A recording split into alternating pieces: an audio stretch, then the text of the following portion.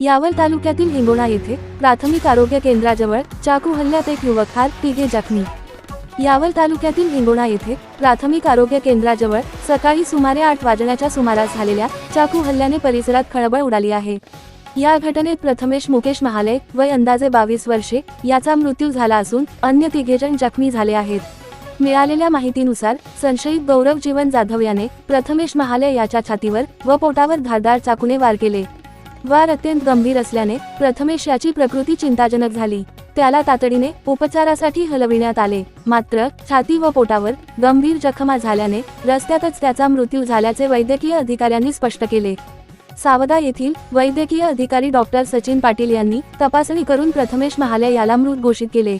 दरम्यान भांडण सोडवण्यासाठी गेलेल्या रीना रोहित गजरे, मोहित राजेंद्र गजरे व निखिल राजेंद्र गजरे हे देखील चाकू हल्ल्यात जखमी झाले।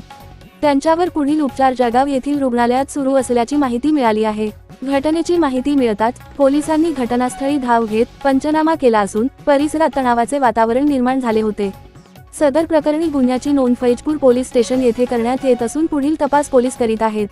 आरोपीचा शोध घेण्याचे काम सुरू असल्याचे समजते। दरम्यान दिवसा ढवळ्या प्राथमिक आरोग्य केंद्रासमोरच अशी घटना घडल्याने नागरिकांमध्ये भीतीचे वातावरण पसरले आहे।